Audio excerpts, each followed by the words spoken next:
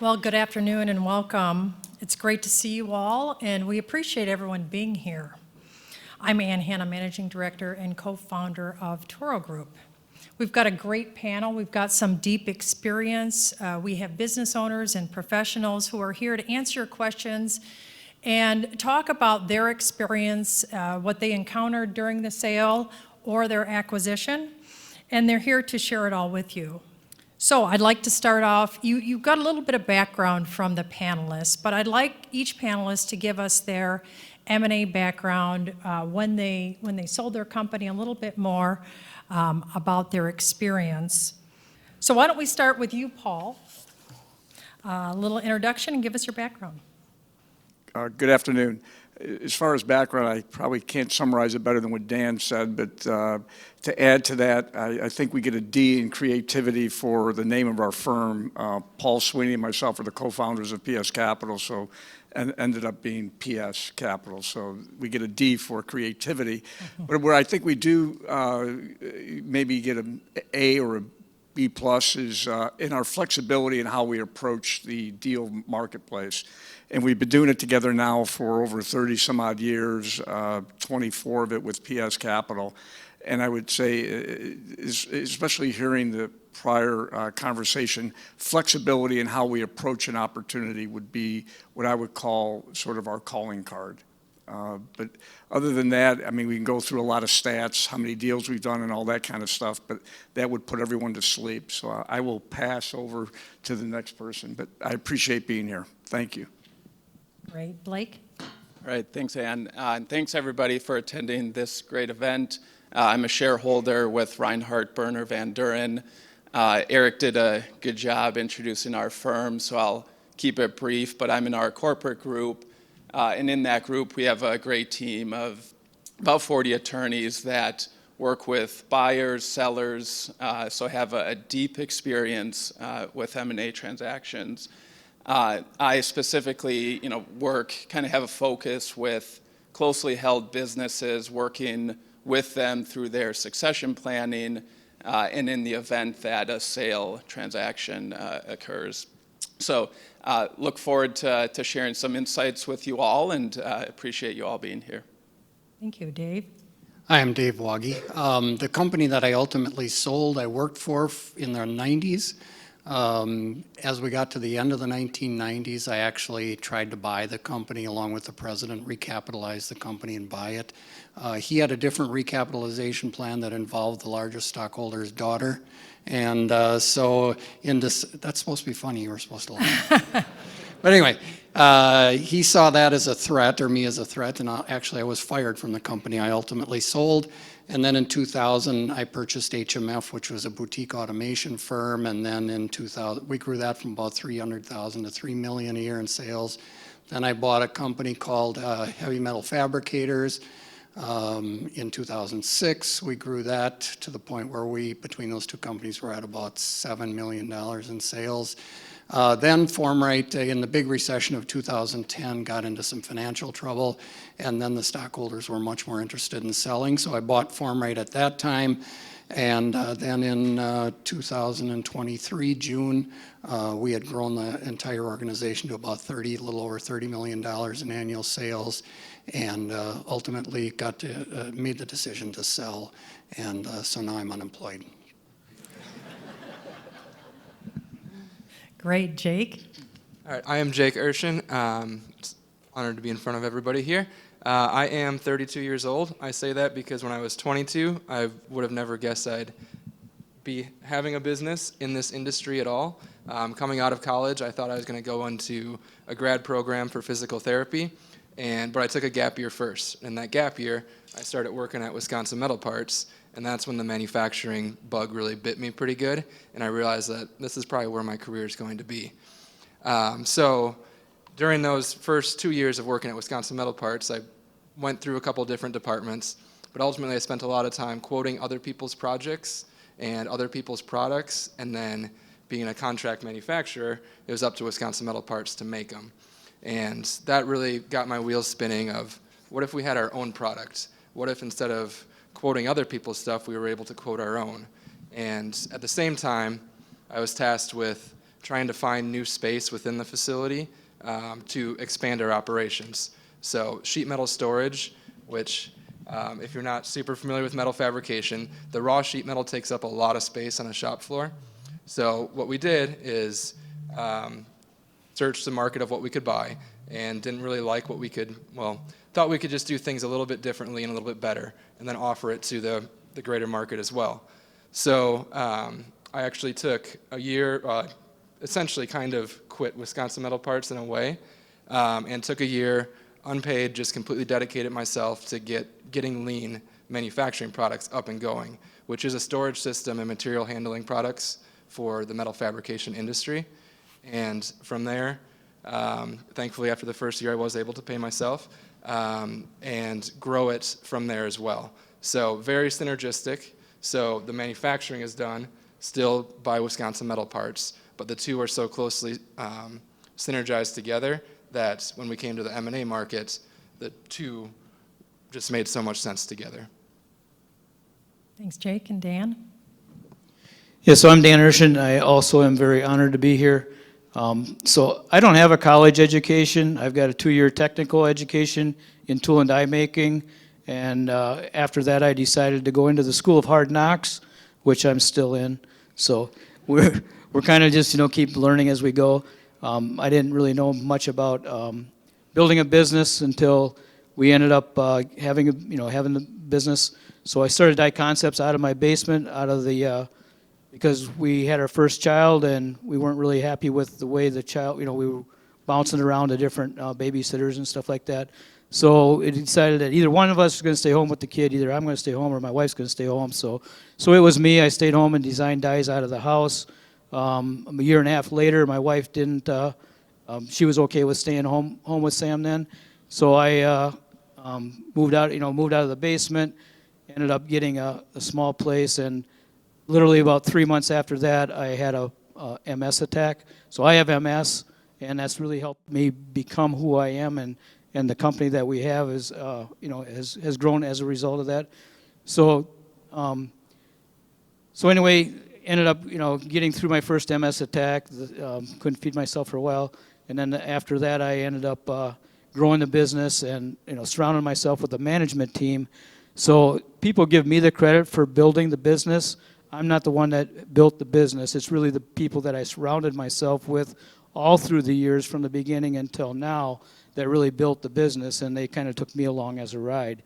When it got to the point where, again, we spun off with lean manufacturing products, and then we also have a MS support group right in our manufacturing facility, which we now turn that into a nonprofit called MS Just Keep Moving.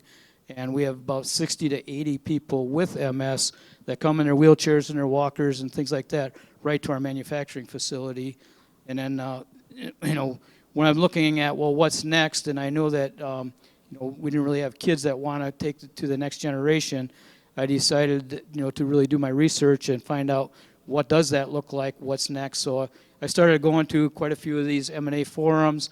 I try to learn about everything about the process and what it takes, and I wasn't an EBITDA educated person, so I had to kind of learn that part of it as we go, which I still don't quite believe in, but it's,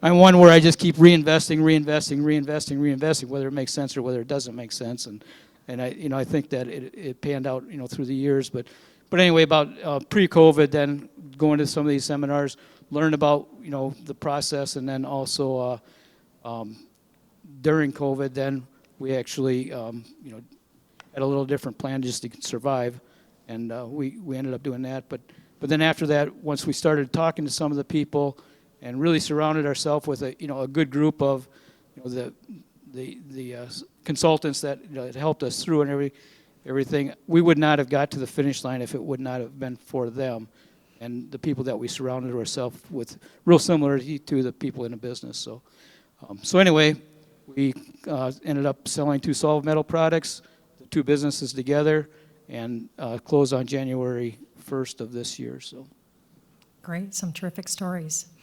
So let's talk about sell side for the sellers in the audience. In 2023, we saw the global M&A market decrease about 16%. We saw deal activity at the lowest level that we've seen since 2017.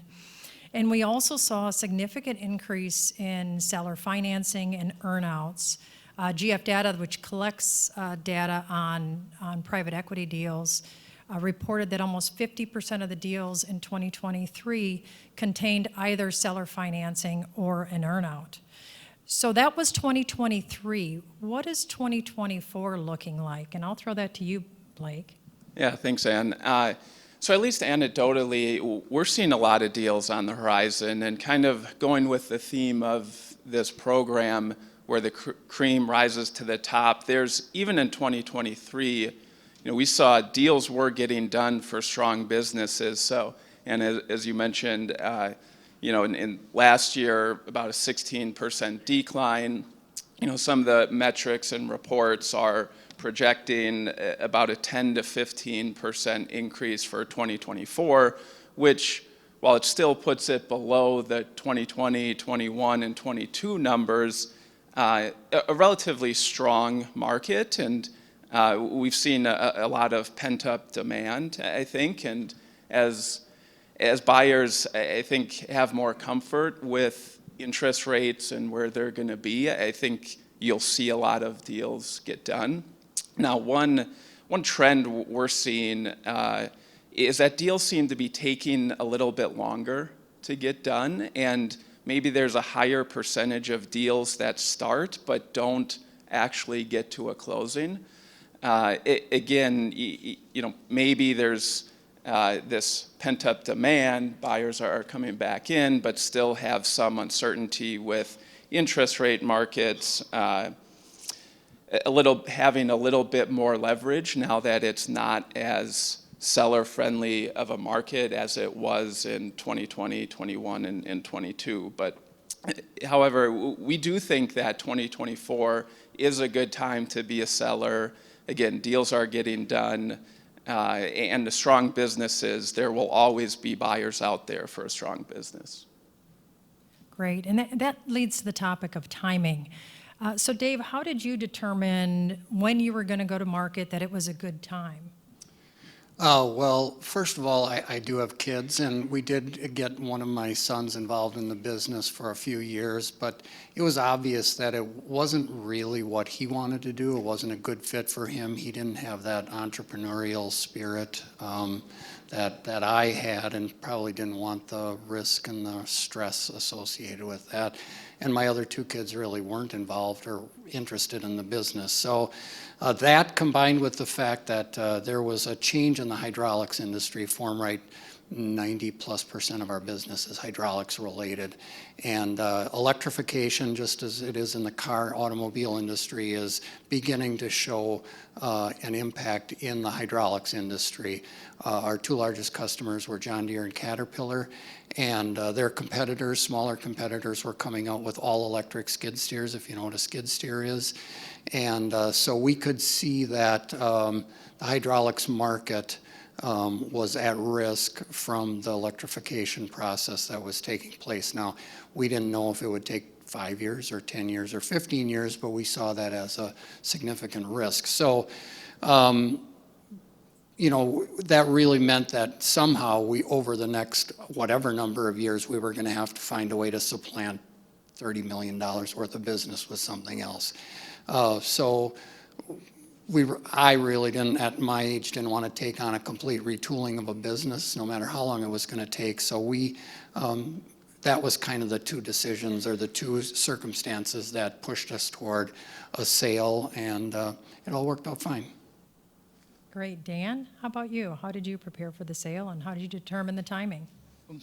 Mine was probably more based on my health and my age. I'm 63 right now, and getting to the point where when you live with a chronic illness, and if you're going to do something responsible for your people, you need to put it in good hands going forward. So that really was my big driver. Is like, I needed to know what that looks like. What's next? What's it look like for the next generation?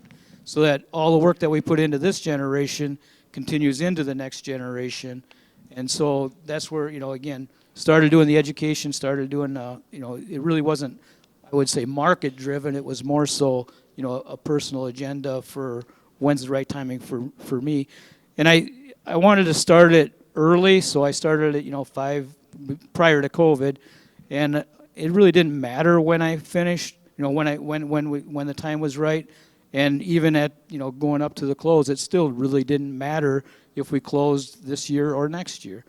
So that part of it, I was very comfortable with where we're at and what we're doing, but I wanted to make sure that I did pass it on to the next generation the best I could. So again, the studying and the research and, the team that we ended up working with helped me get there. There's absolutely no way that, me, not being educated in business would have gotten there without the team that we had to work with. So. Great. And Jake, how did you prepare yourself personally for this transition and for the process? I'm still learning every day. No, I guess for me, I'm not going anywhere. So it was wanting to make sure that whoever we were talking with was a good cultural fit, was a good visionary for us as what we can grow the brand, the company, how the companies can continue to work together. So for me, it was just getting comfortable that things aren't all going to be in my control anymore, but that they're still going to be in the right hands. They're still going to be in responsible hands that will be able to grow at the rate that we want to. And it was definitely a little bit of a mental shift, but I'm really thankful that the team that we did end up partnering with is keeping me at the helm of the business. I'm still leading it, and that was just the reassurance that I needed to get comfortable with the decision. Great. And you talk about the team, and Dan also talked about the team, and David, you as well. So I'll pose this to all three of you. How did you choose your advisors? And now having been through the process, how would your criteria change? I can start, I guess. Well, the M&A firm that we worked with, I had a friend, actually it was Formrite's largest supplier, went through a sell side, and he used the same firm that we use, which happens to be Taureau, and it worked out well for him, and he was very happy. So we looked at several different M&A firms, and ultimately decided on the group we went with.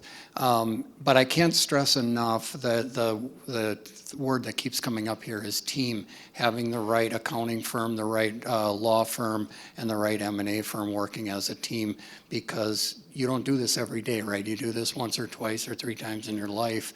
And having a good team that you know is protecting your best interests every day, and having that comfort knowing that they're in there fighting for you makes all the difference in the world. You sleep a lot better at night. Yeah, for us in choosing the right firm was, really through the education that I did, and also the referrals. I mean, I asked a lot of questions to a lot of people of, who's a good person to work with, once we decided which direction we wanted to go. And again, I knew I didn't want to do an auction. That was kind of one of the, things I didn't want to do. So some of the firms educate you on, anything from an auction, all the way up to, the ESOPs, up to the private equity, to the strategic partner, and once I learned as much as what I kind of knew as a direction I wanted to go, then it made it a little bit easier for me to pick somebody that I could trust, and I we couldn't have picked a better group from the study that I did anyway. So. Great, and we'll shift gears a little bit and look at this more from a buyer's perspective. So. Paul, from a PE perspective, what can sellers do to attract you and other PE buyers to their company? With regards to PS Capital, I would say, paraphrasing that line from Jerry Maguire, give me a call, you'll have me at a hello. I'm very easy to connect with. So from that perspective, but a typical PE group, you have to understand that their business model is buy, build, and sell. And it works. It's worked for 30, 40 plus years. But to really make that work from the PE perspective and their limited partners, they need to be able to scale that business during the build phase. So if you think about that, that's going to put an enormous amount of pressure on the company they're buying to be able to scale up. So as an owner of a business, if you really want to try to maximize value in the private equity arena, positioning your company that has the ability to scale will be what I would call the golden nugget for yourself. But that's a lot easier to say than it is to accomplish. And what the private equity groups will look at typically will be the leadership team going forward. Are they able to run hard and build? And then they'll also take a deep dive into the markets you serve, the customer base, and where are the growth opportunities. Is it going to be organic? Is it going to be inorganic, meaning acquisition? And how does the team relate to that? Do they understand that? Do they buy into it themselves? Do you, as the owner, have you experienced that? And these are generalities, but this is what really appeals to private equity, because you got to remember, they've got a window of that 1 to 7 years of building that business to create the value. So those would be the key attributes that I would say to think about. And again, hiring service firms that could help you on your strategy, your leadership team, the cohesiveness of the team, that's where I think it would come together for you. Great, and I believe we have a question from the audience. Arthur. Yeah, I think this is a good one for Paul. It's a little specific to kind of what you look at, but kind of maybe for a high-risk company, how heavily do you consider something like current safety practices or claims history when you're reviewing a deal, especially for manufacturing firms? Okay, current safety? Current safety practices. I guess that's a given. I mean, in every situation we look at, manufacturing and process companies today compared to 75 or 100 years ago are just night and day. I can't think of a company that we've been involved with or that we've looked at that doesn't have a robust safety program, that doesn't have a robust employee engagement program regarding that. You could say it's economics, but really it's just about the culture of the business. No one wants anyone to get hurt when they go to work. I mean, even the NFL is looking at it and going, we don't want our folks to get hurt, hence why you see a lot of folks complaining, well, the quarterback just got touched and all of a sudden there's a 15-yard penalty. No one wants to see anyone get hurt. And in manufacturing, I would say they are actually the leading edge of safety programs in terms of what I've seen in the countless facilities we've been in. So to me, it's not something we look for, it's something we expect, if that addresses your question. Great. And now from a legal perspective, Blake, what are the more important things to do for a seller to do in preparation for a sale? Yeah, so as you're thinking about a sale transaction, to use a cliche, it's important to get your house in order. And as Paul mentioned, once you've engaged with a potential buyer, you know, if you're not familiar with M&A, they're going to go through due diligence. So they are going to look at absolutely everything with respect to your company. So supplier contracts, customer contracts, employment agreements, every single record, every financial record, tax return, they're going to look at. So as you're at the very start of the process of, I'm thinking about a sale event, start looking at your own records, because nobody knows your business better than you do. So you'll be able to recognize, where are the areas that I think a buyer is going to key in on? Where are the areas that I think, hey, I'm not as strong as I should be in this area, and I think a buyer is going to key in on that. So as an example, if you have a really critical supplier for your business, but everything's been done on a handshake deal, well, a buyer's going to come in there, and if that supplier is absolutely critical, they're going to want to see that, yes, you have a long-term relationship, and I know for the next 7 possible years, you're going to have that supplier lined up. So analyze, does it make sense to enter into a long-term agreement with that supplier? But I think, as all of us have been talking about, when you are at the beginning of this process, go out and engage a good financial advisor. Go out and engage somebody who's done this countless number of times, because they can help you start to do that diligence on yourself and start to remediate any concerns before you've engaged with a buyer, where then maybe it's too late. Right. Now, I want to talk about biggest surprise. Now that the three of you are through the process, Dave, we'll start with you. What was your biggest surprise, either during or right after the process? I think one of the biggest surprises was when we came to the point of a working capital adjustment. You know, when you do a deal, you think of a line in the sand where all of these things are going to be valued: receivables, work in process, finished goods inventory, whatever it might be, that there's a line in the sand where you create, or you have that value, whether it's at the letter of intent or at the closing. Working capital doesn't work like that. Working capital is basically looking at what were the working capital needs of the company for a 12-month period. And I didn't know that, and I didn't see it that way. And when they told me what the working capital adjustment was going to be, I was right at the edge of the cliff. And my son, who was in the business and had an MBA, talked me back off the ledge and said, "No, you got to understand, Dad, that you need to provide the buyer with working capital that you've needed over the last year. You don't want that buyer to start out with a shortage of working capital, right?"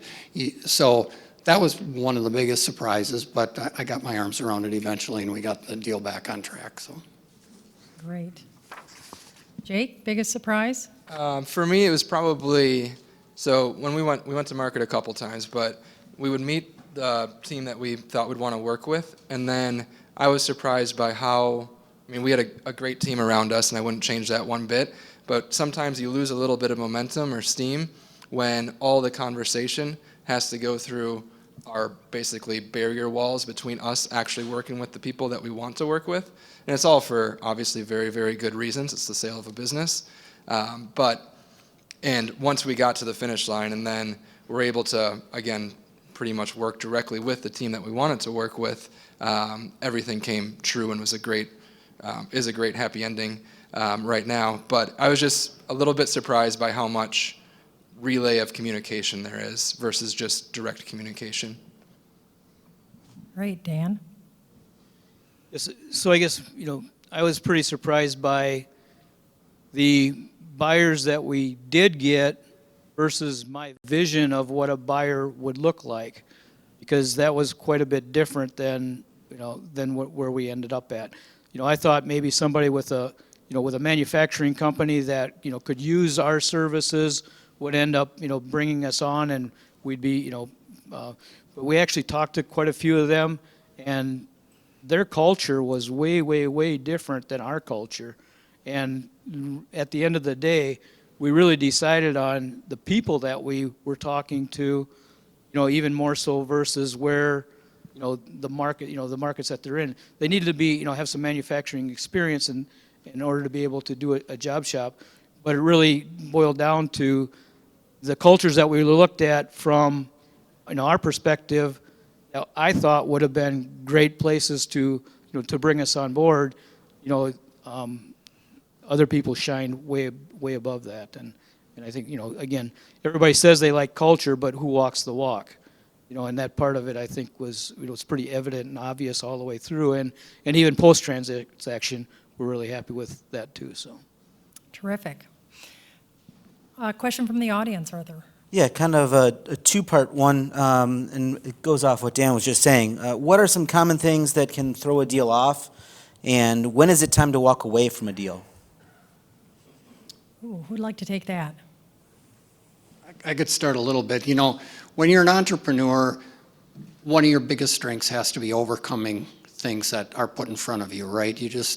I always say to my kids and my wife, you just put your head down and you run through that brick wall, and then there's another brick wall and you run through that brick wall. Well, getting a deal to the finish line is just like that, right? There are going to be impediments. There are going to be brick walls that are put up in front of you, and if you want to get the deal done, you just put your head down and push through that and overcome whatever that roadblock is to getting the deal moving forward. And during our deal took a long time. Was it over 12 months, I think, from the time we started talking.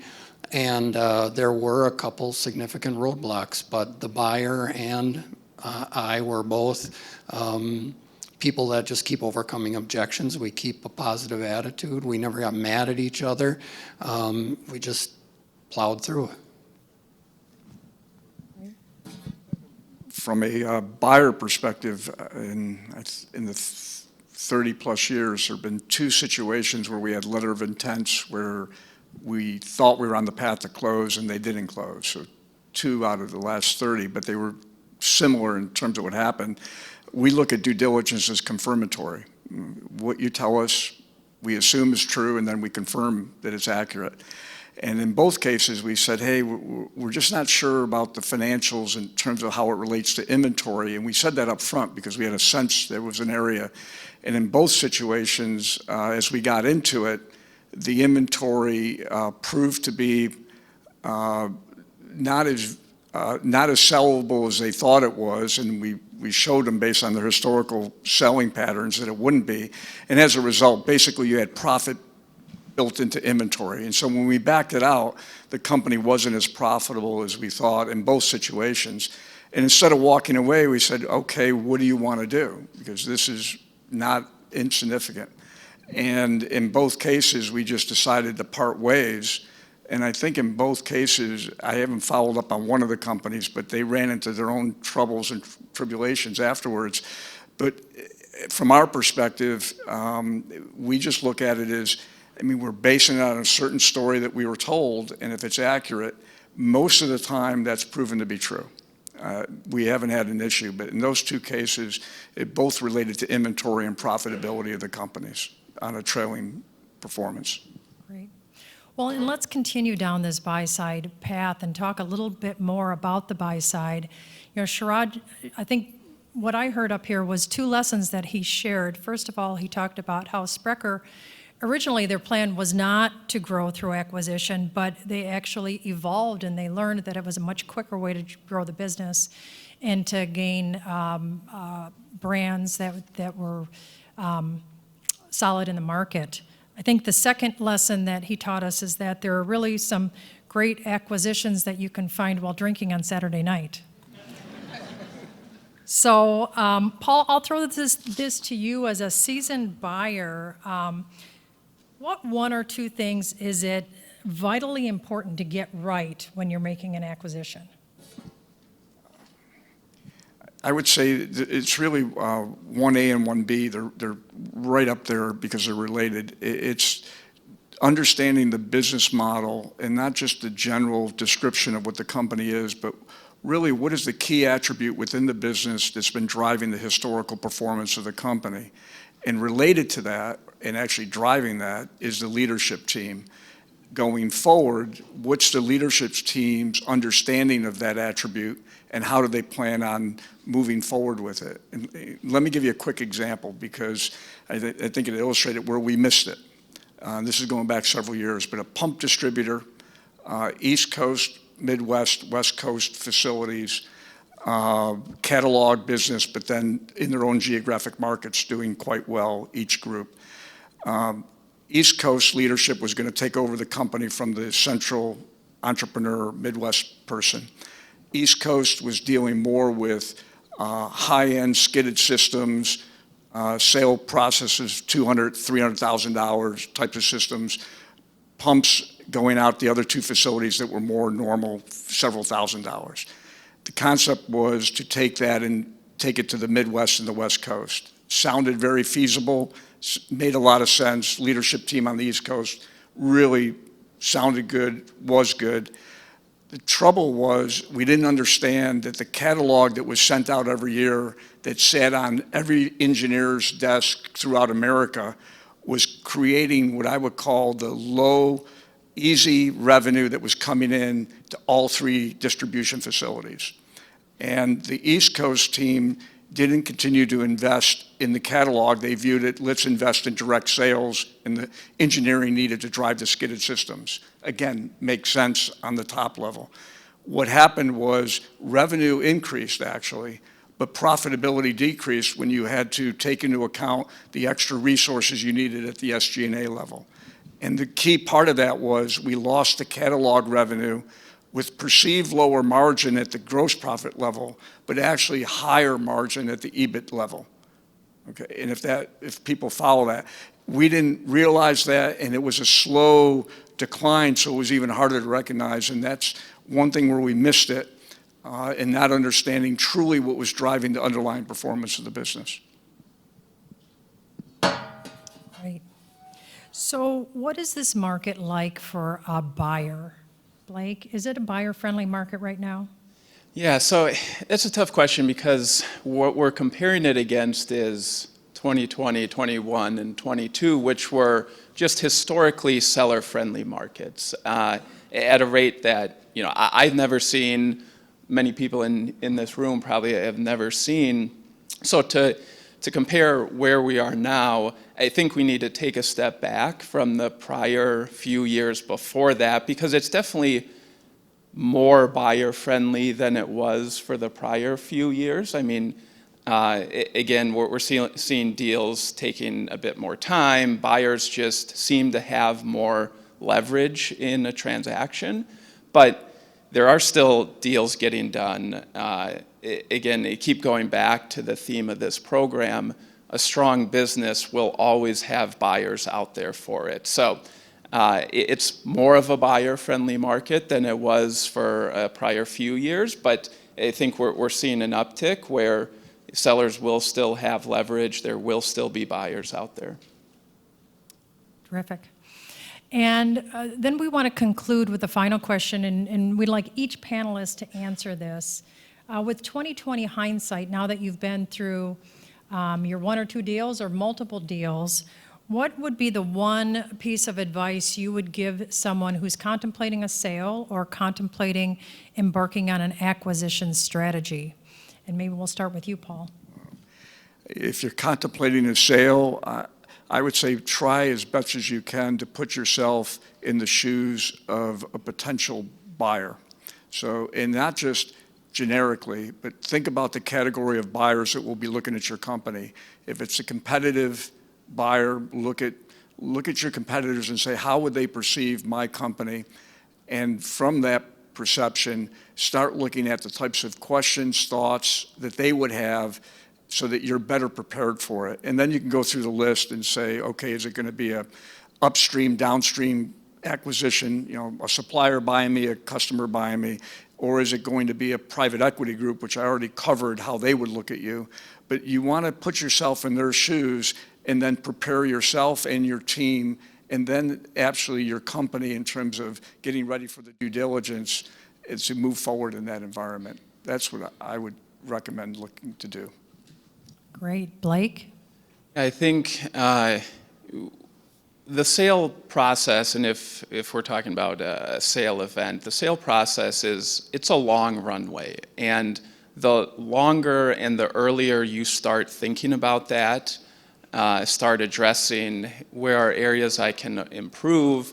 Because again, once you've engaged with a buyer, it can sometimes be too late to cure some of the issues that the buyer will almost certainly uncover. And then I think whether you're buy side or sell side, prepare yourself emotionally, especially if you've never gone through an M&A transaction. And as we've heard some of our panelists say, you may have started this business from your basement. This may have been your parents' business, and that can be emotional, and you may not even realize it until you're the night before closing. And these days, closings are all done virtually. So you'll hop on a video call at 8 in the morning. You'll be on that call for 2 minutes, and you will have just sold your business. And you may not appreciate that, and that was something that a few clients were surprised by. So I think preparing yourself emotionally for going through this process, because there will be roadblocks, there will be things that come up, but if you're committed, if you know this is the right thing for you, your business, your employees, then you can be committed to go through those and be ready to sell your business. Great. Dave, 2020 hindsight. Yeah, you're right. Closings are no fun anymore. It's just, it's a non-event basically, The right? closing dinners are still good. Yeah, well, that was good. That was good. I enjoyed that. Somebody else paid for it, so. Anyway, Sherrod talked about this earlier. How do you sell something that you don't want anybody to know is for sale, right? That's one of the big challenges of selling your business. The world I was in, the hydraulics world, is a small community. Everybody knows everybody, even the multi-billion-dollar companies like Parker Hannifin or Eaton Aeroquip. They know the smaller players in the market. So how do you, and obviously you don't want your customers to know that you're selling the business because it might get dicey. So the one thing that I wish I had done differently was get the word out to more strategic buyers, because the M&A firms or the investment banking firms, they're going to go to their Rolodex of people they've worked with in the past, and that might not be the most strategic buyer for you, right? So and after I sold the business, I happened to be on a conference call with one of the multi-billion-dollar hydraulics companies, and they said, boy, I wish I'd have known you were for sale. We were looking for a company just like yours to buy, and I think the multiple would have been significantly different for a buyer that had a really deep pocket, like a multi-billion-dollar purse. And how do you get the word out to them without getting the word out to everyone, right? So that's one thing I wish I had done different, found a little bit of a stealth way to get out to those really big buyers and let them know I'm for sale. Great. Jake, 2020 hindsight. 2020, one thing that I'm really thankful for is starting early with the process. I wouldn't want to do it any other way, because a lot of time, and just having confidence in your business too, because during the process you feel like it kind of gets whittled down to just numbers, and you forget about what the business actually is, what you've built, what you've poured your heart into. And by giving yourself an early start at it, or you're basically saying that if it doesn't happen, that's okay. Just like my dad mentioned on earlier, we came together multiple times and we're like, I don't know if this is going to get to the finish line. And if it doesn't, it'll be a bummer that we have so much into due diligence and we've invested pretty heavily ourselves. But at the same time, we're confident that our businesses are going to be better businesses in a year, in 2 years. Whenever we want to go back to market again, we'll be better at that time. So that kind of brought us back quite a few times of, if it doesn't happen, that's okay. We still have time on our side here. Great. And Dan. When I look back, I guess I would say build the culture that you want going forward now. I don't care what year you are in business and when you're going to sell, but that culture is not an easy thing to build, and I think you really got to work at that from almost day one. And then when you do come to time to sell, then it's time to really look for the right people that are going to take your culture into the next generation. Because again, to me, it's the people that built the company, and they deserve to have that same culture going forward. And again, it's a kind of it's a big risk from my perspective, because you put so much into into the people, and I want the people to be taken care of going forward. And I think, but I would say start early, be patient. Give it some time, and like Jacob said, if it doesn't close, it's okay. Next year will be fine too, or the following year will be fine. When you get the right, the right group, then you know that it's the right time. So.